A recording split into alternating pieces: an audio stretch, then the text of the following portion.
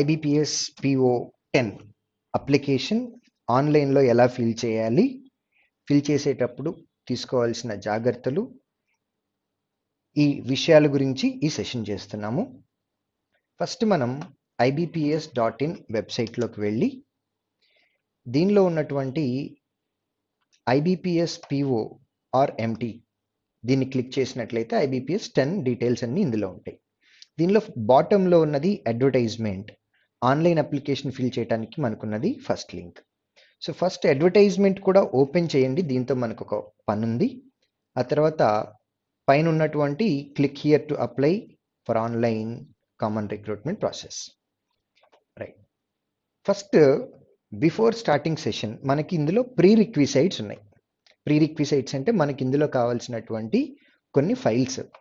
ఆ ఫైల్స్ ఏమేంటంటే నంబర్ 1 మీ పాస్పోర్ట్ సైజ్ ఫోటో, నంబర్ 2 మీ signature photo, number 3 left hand thumb impression photo, number 4 declaration.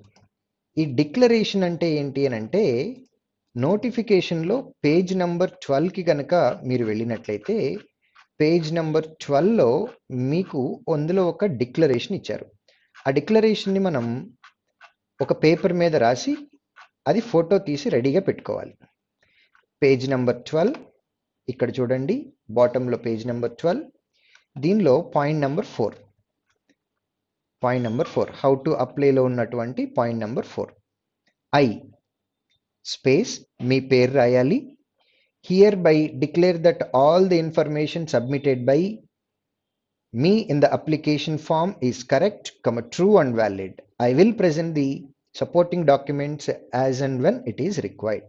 So ఈ information ఏదైతే ఉందో దీన్ని మీరు ఒక పేపర్ మీద రాసి దాని ఫోటో తీసుకొని పెట్టుకోవాలి. సో మొత్తం 4 photos we need. Number 1 passport size photo, signature, left hand thumb impression and the declaration. ఈ 4 ఫొటోస్ తీసుకొని మీ సిస్టమ్ డెస్క్టాప్ మీద పెట్టుకొని రెడీగా ఉండండి. నేను ఆల్రెడీ డెస్క్టాప్ మీద పెట్టుకుని ఉన్నా, photo, thumb, declaration and then signature. Now ఇప్పుడు స్టార్ట్ చేద్దాం. టాప్లో బ్యానర్ మీద క్లిక్ హియర్ ఫర్ రిజిస్ట్రేషన్ అని ఉంది. దీన్ని క్లిక్ చేసినట్లయితే ఇక్కడ మనకి ఇన్స్ట్రక్షన్స్ అనేవి ఇచ్చారు. ఈ ఇన్స్ట్రక్షన్ కేర్ఫుల్గా చదవండి. చదివిన తర్వాత క్లిక్ ఆన్ కంటిన్యూ. ఫస్ట్ మనం ఇందులో ఓన్లీ బేసిక్ ఇన్ఫర్మేషన్ మాత్రమే ప్రొవైడ్ చేయబోతున్నాం. మీ 10th క్లాస్ సర్టిఫికేట్ పక్కన పెట్టుకొని 10th క్లాస్ సర్టిఫికేట్లో స్పెల్లింగ్ ఎలా అయితే ఉందో అలానే స్పెల్లింగ్ గురించి మాట్లాడుతున్నాను, ఆర్డర్ గురించి నేను మాట్లాడడం లేదు. స్పెల్లింగ్ అక్కడ ఏదైతే ఉందో యాజ్ ఇట్ ఈస్గా ఇక్కడ కూడా అదే ఇవ్వాలి. ఇనీషియల్ అంటే మీ ఇంటి పేరు ఏదైతే ఉందో అదే ఎప్పుడు కూడా లాస్ట్ నేమ్గా కన్సిడర్ చేస్తాం. సర్నేమ్ అనేది లాస్ట్ నేమ్ అవుతుంది. ఇప్పుడు నా ఎగ్జాంపుల్గా నా నేమ్ తీసుకొని చెప్తాను. సుధీర్ చక్రవర్తి ఈజ్ మై ఫుల్ నేమ్. దీనిలో ఫస్ట్ నేమ్ అనేది సుధీర్ అవుతుంది, మిడిల్ నేమ్ అనేది చక్రవర్తి అవుతుంది, అలాగే లాస్ట్ నేమ్ అనేది మా ఇనీషియల్ సర్నేమ్ చాగంటి అవుతుంది. Okay, right.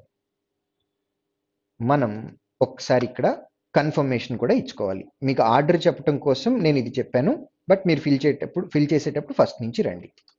Just I'm confirming my first name, confirming middle name and then last name. Right. So ఇక్కడ ఫుల్ నేమ్ అనేది అన్ని మీరు టైప్ చేస్తే సిస్టమ్ ఆటోమేటిక్గా చూపిస్తుంది. ఇందులో చూసుకోండి, ఇప్పుడు మీ 10th క్లాస్ సర్టిఫికేట్లో ఇలానే ఉండాల్సిన రూల్ ఏం లేదు. అందులో చాగంటి సుధీర్ చక్రవర్తి అని కూడా ఉండుండొచ్చు, బట్ వరీ అవ్వద్దు. ఆర్డర్ గురించి స్పెల్లింగ్ మిస్టేక్స్ లేకుండా మాత్రం చెక్ చేసుకోండి. రైట్. ఇంకొకటి, ఇక్కడి నుంచి ఫిల్ చేసే ఫామ్ దగ్గర నుంచి మీరు మౌజ్లో ఉన్నటువంటి ఆ స్క్రోలర్ మాత్రం టచ్ చేయకండి. పైకి కిందకి వెళ్ళాలి అని అంటే పీడిఎఫ్లో ఉన్నటువంటి ఈ బార్ని టాప్కి బాటమ్కి జరుపుకుంటా ఉండండి తప్ప వేరే ఏమి చేయొద్దు. I'm confirming my mobile number 9392668899. ఇది office mobile number 9392 668899. Alternate number ఇష్టమైతే ఉంటే ఇవ్వచ్చు, లేకపోతే లేదు. నౌ ఈమెయిల్ ఐడి కూడా శ్రీధర్ సిసిఈ, ఇది కూడా ఆఫీస్ ఈమెయిల్ ఐడియే, శ్రీధర్ సిసిఈ @gmail.com. ఇక్కడ మనం డొమైన్ అనేది దీనిలో సెలెక్ట్ చేసుకోవచ్చు. కానీ కన్ఫర్మ్ ఈమెయిల్ ఐడి అప్పుడు మాత్రం మొత్తం మనం టైప్ చేయాల్సింది. శ్రీధర్ సిసిఈ @gmail.com మొత్తం టైప్ చేయాలి. తర్వాత సెక్యూరిటీ కోడ్ ఇవ్వాలి. క్యాప్స్ లెటర్స్, స్మాల్ లెటర్స్ చూసుకొని జాగ్రత్తగా టైప్ చేయాలి. SC8PR అయిపోయిన తర్వాత సేవ్ అండ్ నెక్స్ట్ కొడదాం. ఇక్కడ మనకి ఒక పాపప్ వచ్చింది. దీనిలో క్లిక్ ఓకే. ఫ్రంట్ పేజ్లో అంటే బేసిక్ ఇన్ఫర్మేషన్లో మీరు ఏమైనా మిస్టేక్స్ ఇచ్చినట్లయితే అక్కడ మనకి రెడ్ కలర్లో ఇన్స్ట్రక్షన్స్ వచ్చేస్తాయి. సో వెళ్ళి మళ్ళీ వాటిని చేంజ్ చేయాలి. సో ఇప్పుడు సెకండ్ దానిలో ఏంటి, ఫోటో అండ్ సిగ్నేచర్. ఓకే, ఇందులో కొన్ని గైడ్ లైన్స్ ఉన్నాయి. అంటే మనం అప్లోడ్ చేసేటటువంటి ఫోటో లేదా సిగ్నేచర్కి ఫైల్ సైజ్ ఉంటుంది. ఆ ఫైల్ సైజ్ ఎలా చేంజ్ చేయాలి అనేది నేను మీకు మరలా నేర్పిస్తాను ఇదే వీడియోలో. ఫస్ట్ ఫోటో అప్లోడ్ చేద్దాం. ప్రాపర్గా అప్లోడ్ చేసినట్లయితే ఇక్కడ మీకు డెమో కనపడుతుంది, ప్రివ్యూ అంటాం దీన్ని. నెక్స్ట్ సిగ్నేచర్ కూడా తీసుకుందాం. సిగ్నేచర్ ఫోటో రెండు ప్రివ్యూ కనపడాలి. ఇక్కడ ప్రివ్యూ సరిగా కనపడలేదు అని అంటే మీ ఫోటో సరిగా లేదు అని అర్థం. ఫోటో సైజ్ ఎలా చేంజ్ చేసుకోవాలి లేదా సిగ్నేచర్ సైజ్ ఎలా చేంజ్ చేసుకోవాలి అనేది ఇదే వీడియోలో మీకు లాస్ట్లో నేను డెమో ఇస్తాను. Click next here. ఓకే, ఇప్పుడు qualification, experience, language and then preferences గురించి మాట్లాడుతున్నాం. ఇక్కడ ఈ పేజ్లో ఉన్నటువంటి ఇన్ఫర్మేషన్ చాలా చాలా కేర్ఫుల్గా చేయండి. ఎందుకంటే ఒక్క సింగిల్ క్లిక్ మీరు రాంగ్ ఇచ్చినా కానీ మీ ఫైనల్ సెలెక్షన్ అంతా అయిపోయాక మీరు ఉద్యోగం కోల్పోయే ఛాన్సెస్ ఉంటాయి ఈ పేజ్లో చేసే మిస్టేక్ వల్ల. కాబట్టి చాలా కేర్ఫుల్గా వెళ్ళాలి. Category I belong to general category. ఇక్కడ మనకి ఒక నోటీస్ వస్తుంది. ఏంటి, మీరు అన్నీ క్లియర్గా ఇస్తున్నారా లేదా అడిగినప్పుడు రిజర్వేషన్ క్లెయిమ్ చేసినట్లయితే as and when it is required you are suppose to provide all the required documents అని. దీన్ని click on okay. General category. Now are you a person with benchmark disability of 40% or above? అంటే physically challenged వారు ఎవరైనా ఉన్నట్లయితే వారు yes పెట్టుకోవాలి లేదా no పెట్టాలి. మనం ఒకవేళ ఎస్ పెట్టినట్లయితే ఏ పర్టిక్యులర్ డిజబిలిటీ ఉంది అని వాటి ఇన్ఫర్మేషన్ కూడా మనం ఫిల్ చేయాలి. సో నేను నో క్లిక్ చేస్తున్నాను. తర్వాత are you as per PWBD guidelines eligible for compensatory time? So ఇందులో PWD కేటగిరీ అప్లై చేసిన వారికి స్క్రైబ్ ఆప్షన్ ఉంటుంది. స్క్రైబ్ ఆప్షన్ అంటే దానిలో ఎక్స్ట్రా టైం కూడా ఇస్తారు. ఆ ఎక్స్ట్రా టైంకి ఇవ్వటానికి కావాల్సిన ఎలిజిబిలిటీ ఇవన్నీ ఉన్నాయా అనే దాని గురించి మాట్లాడుతున్నాం. సో ఇవన్నీ మీరు ఒకసారి అబ్జర్వ్ చేస్తే ఇవన్నీ డిజేబుల్లో ఉన్నాయి, చెక్ చేసుకోండి. ఎక్కడి నుంచి ఎనేబుల్లో ఉన్నాయి? Are you a child or member of those who died in 1984 riots. ఇంతకు ముందు వరకు ఏవైతే ఉన్నాయో అవన్నీ జనరల్గా ఉన్నటువంటి వారికి సంబంధించినవి కాదు, అవన్నీ PWD క్యాండిడేట్స్కి మాత్రమే. 1984 రియార్డ్స్లోకి సంబంధించినటువంటిదా? నాకు ఆ రియార్డ్స్కి సంబంధమే లేదు. Are you an ex service men? No. Ex service men ఒకసారి చూడండి, ఇందులో ex service men, disable ex service men అని రెండు ఉంటాయి. సో మీకు ఆల్రెడీ తెలుసు కాబట్టి వాటి గురించి కొంచెం కేర్ఫుల్గా వెళ్ళండి. ఎక్స్ సర్వీస్ మెన్ అయినట్లయితే కనుక వారు ఎన్ని ఇయర్స్ మీరు డిఫెన్స్లో కానీ ఆర్మీలో కానీ లేదా దీనిలో వర్క్ చేశారని అటువంటి ఇన్ఫర్మేషన్ కూడా మీరు దీనిలో ప్రొవైడ్ చేయాల్సిన అవసరం ఉంటుంది. Next religion I'm Hindu, I'm selecting. మీరు ఏ రిలీజియన్ అయితే అది సెలెక్ట్ చేయండి. Do you belong to religious minority community? Minority కమ్యూనిటీకి సంబంధించిన వ్యక్తిని కాను నేను. Whether serving government or quasi government or public sector undertakings? No. మీరు కనుక ఆల్రెడీ వర్క్ చేస్తున్నట్లయితే ఎస్ అని క్లిక్ చేయండి. అండ్ మీరు ఒకవేళ మైనారిటీకి సంబంధించిన క్లెయిమ్ ఏదైనా చేసుకోదలుచుకున్నట్లయితే కనుక ఇక్కడ ఎస్ అనేది క్లిక్ చేయాలి. Have you appeared for CWD PO earlier? నేను ఇంతకుముందు అప్లై చేయలేదు. ఒకవేళ అప్లై చేసిన వారు ఉన్నట్లయితే ఎస్ అని క్లిక్ చేయాలి. తర్వాత అటెంప్ట్స్ ఎన్నో మీరు ఇక్కడ టైప్ చేయాలి. ఆ తర్వాత లాస్ట్గా మీరు అటెంప్ట్ చేసినటువంటి పిఓ ఎగ్జామ్ ఏదో అది కూడా సెలెక్ట్ చేసుకోవాలి. Okay, right. సో ఇక్కడ అడుగుతున్న క్వశ్చన్ ఏంటి, have you appeared for the సిడబ్ల్యూఈ, appear అయ్యారా లేదా అనేది కన్సిడర్ చేస్తున్నారు. కాబట్టి చాలామంది ప్రిలిమ్స్ ఎగ్జామ్ క్వాలిఫై అయిన తర్వాత మెయిన్స్ కన్సిడర్ చేస్తారు, ఇట్లాంటివన్నీ అడుగుతూ ఉన్నారు. మీరు అప్లై చేసి ప్రిలిమినరీ ఎగ్జామినేషన్ రాసినా సరే యూ హ్యావ్ అపియర్డ్ అని కౌంట్ అవుతుంది. కాబట్టి వాటిని కూడా కన్సిడర్ చేసి ఎస్ అని క్లిక్ చేసి ఎన్ని ఎగ్జాములు రాశారో అవన్నీ కూడా కౌంట్ మీరు ఇక్కడ జాగ్రత్తగా వేయండి. ఆ తర్వాత రీసెంట్గా అప్లై చేసినటువంటి ఎగ్జామ్ కూడా ఇందులో సెలెక్ట్ చేయాలి. నేను ఇంతకుముందు ఎగ్జామ్ రాయలేదు కాబట్టి నో అని సెలెక్ట్ చేస్తున్నాను. Nationality Indian. స్టేట్కి ఇక్కడ జాగ్రత్తగా చూడండి, state or union territory are NCR to which centre of the examination belongs to. ఇది మీరు ఏ స్టేట్కి సంబంధించిన వారు అని అడగట్లేదు.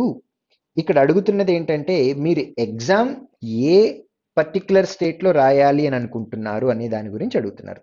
కాబట్టి ఇక్కడ ఆంధ్రప్రదేశ్, దానికి ఆటోమేటిక్గా స్టేట్ కోడ్ 12 అని వచ్చింది.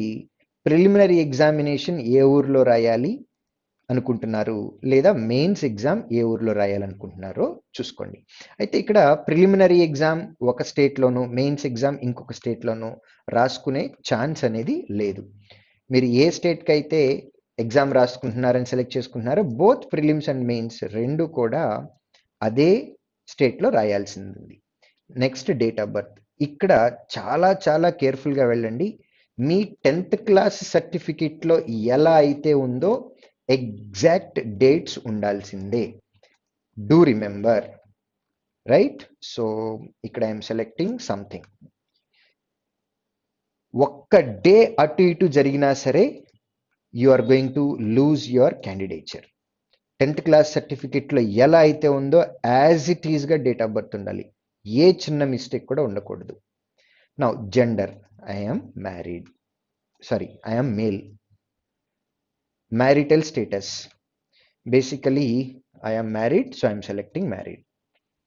My father name, Venkateshwar Rao. And mother's name, Rajya Lakshmi. Spouse name, yeah. Address for communication, so I am giving office address here, Sridhar CCE,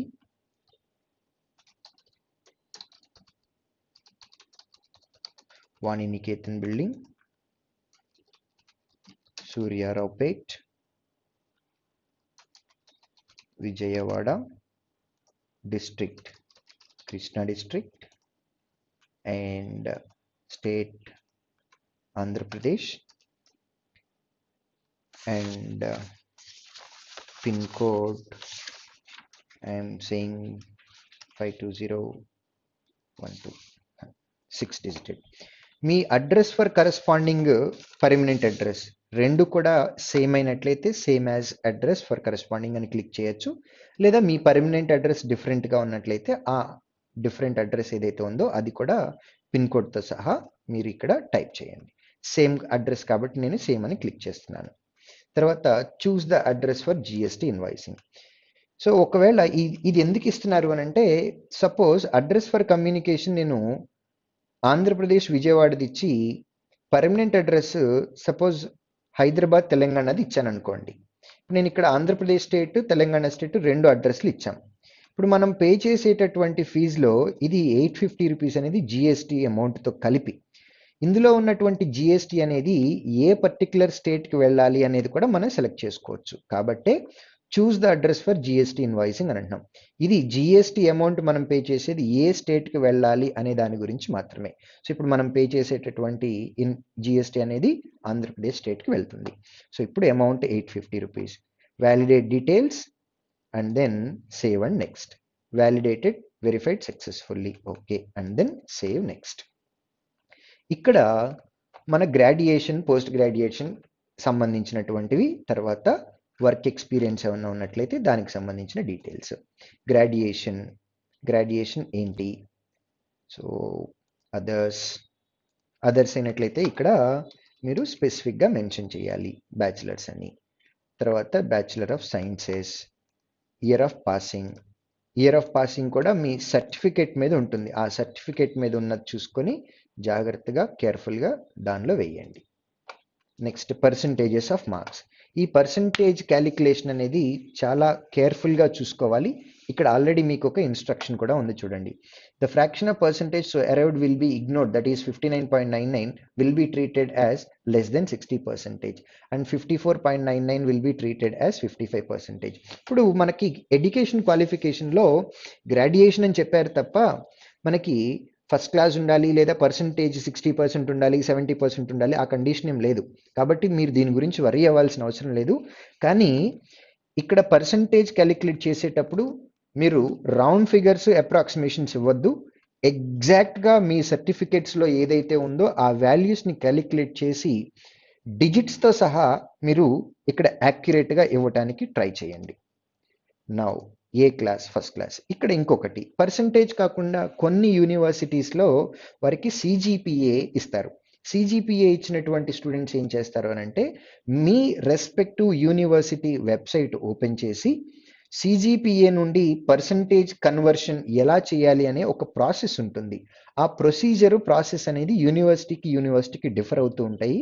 కాబట్టి మీరు గ్రాడ్యుయేషన్ ఎక్కడైతే కంప్లీట్ చేశారో ఆ పర్టికులర్ యూనివర్సిటీ వెబ్సైట్ ఓపెన్ చేసి CGPA to percentage conversion instructions చూసి ఎగ్జాక్ట్గా calculate చేసి ఇది అప్లై చేయండి. దీనిలో చేసే చిన్న చిన్న మిస్టేక్స్ కూడా మీకు కాస్ట్లీ పెనాల్టీస్ ఇస్తాయి. కాబట్టి కేర్ఫుల్గా అప్లై చేయండి. పోస్ట్ గ్రాడ్యుయేషన్ ఉంటే పోస్ట్ గ్రాడ్యుయేషన్ కావాల్సినటువంటి డీటెయిల్స్ కూడా ఇందులో ఇవ్వాలి. Next professional qualification and others. Right. Now do you have operating and working knowledge in computers? Yes. అయితే ఏంటి? Degree in computer languages. ఒకవేళ లేదు అని అన్నట్లయితే కనుక ఇందులో మీరు ఏమి సెలెక్ట్ చేయాల్సిన అవసరం లేదు. So degree in computer language.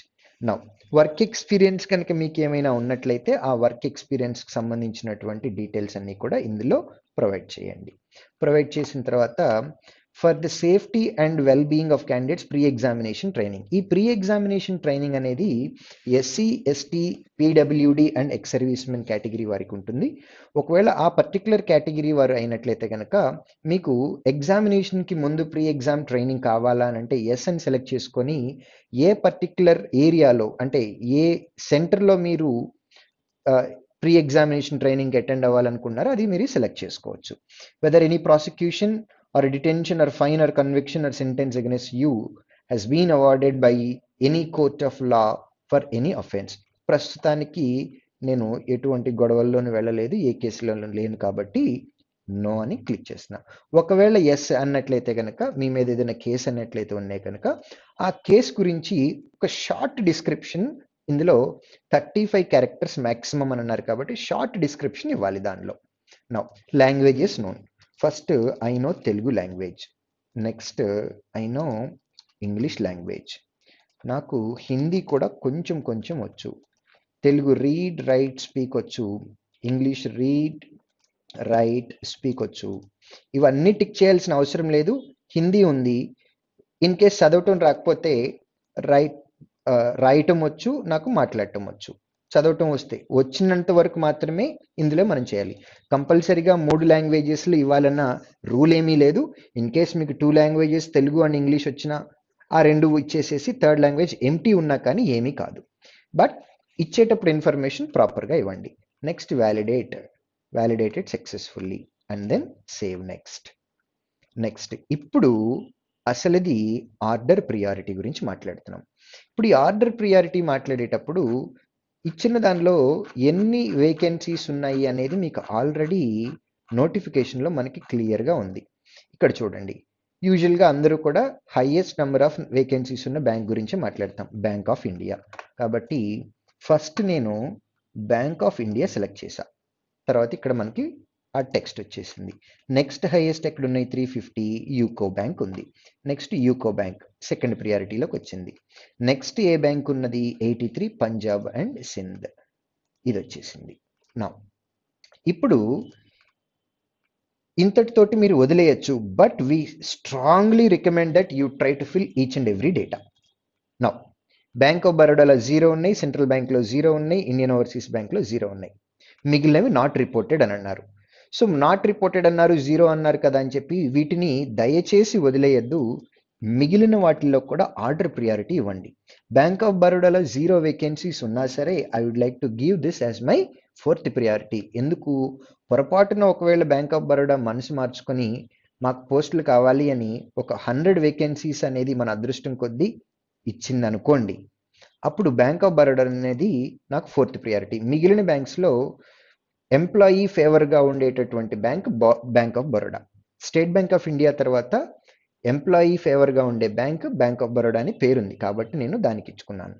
Next Canara bank, Indian bank, Indian overseas bank, next union bank of India, Punjab national bank, central bank of India, bank of Maharashtra. ఇక్కడ అన్ని క్లిక్ చేయటం వల్ల మీకు వచ్చే లాస్ లేదు. అలా కాకుండా 3 బ్యాంకులే నోటిఫికేషన్ ఇచ్చినాయి కదా అని ఓన్లీ 3 బ్యాంకులు మాత్రమే మీరు ఆర్డర్ ప్రియారిటీలో తీసుకుంటే నష్టం జరగటానికి అవకాశం ఉంది. కాబట్టి ఇవన్నిటిలోనూ ఆర్డర్ ప్రియారిటీ ఇచ్చుకోవటం వల్ల మీకు ఏమీ ప్రాబ్లం లేదు. కాబట్టి better we recommend each and every aspirant to give order priority and don't miss any particular bank. Then validated successfully. Click OK and save next. ఇక్కడ ఈ రిజిస్ట్రేషన్ ఫామ్ మనదంతా అయిపోయాక ఇప్పుడు ఇది మన ఫైనల్ అప్లికేషన్ ఫామ్. దీనిలో ప్రతిదీ కూడా జాగ్రత్తగా చూసుకోండి. ఈ రిజిస్ట్రేషన్ నెంబర్ అనేది ఐబిపిఎస్ వాళ్ళు ఇచ్చింది, దీంతో మీకు సంబంధం లేదు. మీ నేమ్, మీ కేటగిరీ, డిజబిలిటీ ఏమన్నా ఉందా, నో. ఇక్కడ ఇచ్చినటువంటి వాల్యూస్ అన్ని, డీటెయిల్స్ అన్ని కూడా పర్టికులర్గా అన్ని కరెక్ట్గా ఉండాలి. Religion Hindu, nationality Indian, exam ఎక్కడ రాయాలనుకుంటున్నారు, ఏ సెంటర్లో ప్రిలిమ్స్, ఏ సెంటర్లో మెయిన్స్, ఆన్లైన్ పేమెంట్, ఇది ఫీజు, ఇది ట్యాక్స్, జిఎస్టి, రైట్. సో ఇక్కడ ఉన్నటువంటి ప్రతి డీటెయిల్స్ కూడా అన్ని కరెక్ట్గా ఉండాలి. ఆర్డర్ ప్రియారిటీ కూడా ఒకసారి చెక్ చేసుకోండి, పర్సంటేజ్ చెక్ చేసుకోండి. Most importantly date of birth, this is very very very important. Next I agree declaration ఒకసారి చదవండి. I hereby declare that all the statements made in this application are true, complete and correct to the best of my knowledge and belief. I understand that in the event of any information being found untrue or incorrect at any stage, or I am not satisfying any of the eligibility criteria stipulated, and also in case of creating influencer under pressure regarding recruitment shall tantamount to cancellation of my candidature. Candidature వదులుకోవటానికి నేను రెడీగా ఉంటున్నాను అనే దాన్ని మనం click చేసుకున్నాం కాబట్టి be very careful. Next మన సిగ్నేచర్ ఉంది, I confirm that this is my signature and then click final నెక్స్ట్కి వెళ్ళబోయే ముందు ఇక్కడ ఇచ్చినటువంటి డీటెయిల్స్ అన్ని కరెక్ట్గా ఉన్నాయి లేదో మళ్ళీ చెక్ చేసుకోండి. Next submit okay. Final submit. Please check the photo confirm. Yes, photo కూడా కన్ఫర్మ్ చేయాలి, right. And then final submit. Now ఇక్కడ లెఫ్ట్ హ్యాండ్ థంబ్ ఇంప్రెషన్ ఏదైతే ఉందో అది మనం అప్లోడ్ చేయాలి. ఇక్కడ మీకు ఇంతకుముందు చెప్పినట్లే ఒకసారి చూడండి, ఫైల్ సైజ్ తగ్గించుకోవటం ఎట్లాగా. ఓకే, ఇప్పుడు మనం అప్లోడ్ చేయాల్సిన ఫైల్ అనేది 20 to 50 KB మాత్రమే ఉండాలి. ఫైల్ సైజ్ తగ్గించుకోవటానికి ఎలా అంటే రెడ్యూస్ ఇమేజ్ అనే వెబ్సైట్ ఓపెన్ చేసినట్లయితే reduceimages.com, ఈ వెబ్సైట్ ఓపెన్ చేసి ఇక్కడ సెలెక్ట్ ఇమేజ్ క్లిక్ చేయండి. థంబ్, ఇప్పుడు దీని ఆల్రెడీ సైజు 61.52 ఉంది. ఇప్పుడు దీన్ని హైట్ విడ్త్ చేంజ్ చేయొద్దు, అది యాజ్ ఇట్ ఈస్గానే ఉంచండి. క్వాలిటీ మాత్రం తగ్గించుకుందాం. 60% రీసైజ్ అని అన్నాం. 60%లో ఉన్నట్లయితే ఇప్పుడు కొత్తగా thumb.jpg అని ఉంది, దీనికి ఒకసారి ఇక్కడ చూడండి 26.82. ఇప్పుడు మనం అప్లోడ్ చేయాల్సిన ఎంత ఉండాలి, 20 to 50 KB ఉండాలి. ఇక్కడ ఉన్నది ఎంత, 26.82. కాబట్టి ఇది మనకి సరిపోతుంది. So download it. Next download చేసిన దాన్ని అప్లోడ్ చేసుకుందాము. అది డౌన్లోడ్స్లో ఉంటుంది మనకి, right. So this is clear. Next hand written declaration. మనం ఆల్రెడీ రాసి పెట్టుకున్నటువంటి హ్యాండ్ రిటన్ డిక్లరేషన్ ఏదైతే ఉందో దాన్ని కూడా మనం ఇప్పుడు అప్లోడ్ చేయాలి. డిక్లరేషన్, ఈ డిక్లరేషన్ సైజు 50 to 100 ఉండాలి. కాబట్టి దీన్ని కూడా మనం రీసైజ్ చేసుకోవాలి. కాబట్టి మళ్ళీ ఇదే రెడ్యూస్ ఇమేజెస్లోకి వెళ్ళి డిక్లరేషన్కి వెళ్దాం. ఇక్కడ 47.84 ఉంది. ఇంతకుముందు మనం ఫైల్ సైజు డిక్రీజ్ చేసుకున్నాం, ఎక్కువ సైజు ఉన్నదాన్ని తక్కువ చేసాం. కానీ ఇప్పుడేముంది 47.84 ఉంది. కానీ ఐబిపిఎస్ వాళ్ళు అడుగుతున్నది 50 to 100, అంటే ఇప్పుడు ఇంక్రీజ్ చేయాలి. కాబట్టి సైజ్ ఇంక్రీజ్ అవ్వాలి అని అంటే నేను జస్ట్ క్వాలిటీని ఇంక్రీజ్ చేస్తున్నా. రీసైజ్ చేసినప్పుడు 27.52. Yes, let me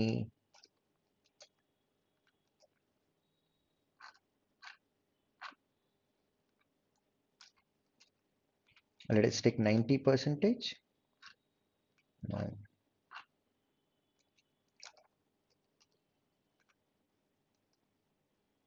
yes. So ఇట్లా మనం పర్సంటేజ్ క్వాలిటీని చేంజ్ చేయటం వల్ల ఇక్కడ మనం చూసుకోవచ్చు మన ఫైల్ సైజ్ ఎంత ఉంటుంది అనేది. ఇప్పుడు డౌన్లోడ్ చేసి ఇక్కడ హ్యాండ్ రిటన్ డిక్లరేషన్ అప్లోడ్ చేద్దాం. ఇది కూడా డౌన్లోడ్స్లోనే ఉంటుంది డిక్లరేషన్. ఎస్, ఈ డిక్లరేషన్ కూడా clear. Right, now let us give security code given there. 3HY, caps letters, small letters careful గా వెళ్ళాలి. HYPR, save and then next. Click OK. ఇక్కడ మనం 850 రూపీస్ పే చేయాలి. 2ZTMK, submit. Click on okay. ఇప్పుడు మనం payment పేజ్కి వెళ్తాం. ఇక్కడ నుంచి రిఫ్రెష్ చేయటం కానీ బ్యాక్ బటన్కి వెళ్ళటం కానీ మీరు ఎటువంటి పరిస్థితుల్లో కూడా చేయకూడదు. డెబిట్ కార్డ్ ద్వారా కానీ క్రెడిట్ కార్డ్ ద్వారా కానీ ATM pin, debit card with ATM pin లేదా ఇంటర్నెట్ బ్యాంకింగ్, వాలెట్, ఇట్లా మీ ఏ ఆప్షన్ ఉన్నట్లయితే ఆప్షన్ ద్వారా మీరు పేమెంట్ కంప్లీట్ చేసినట్లయితే కనుక మీకు ఫైనల్ సబ్మిట్ అయిపోతుంది. ఈ తర్వాత మీ అప్లికేషన్ ఫామ్ ఏదైతే ఉందో ఆ అప్లికేషన్ ఫామ్ని మీరు మీ సిస్టంలో సేవ్ చేసుకొని మీ ఈమెయిల్కి పంపించుకోండి. ఎందుకంటే ఫ్యూచర్లో దాంతో మనకి చాలా అవసరాలు ఉన్నాయి. So try to save that, send that application form to your email ID. I wish you all the best for patiently listening and thank you all very much.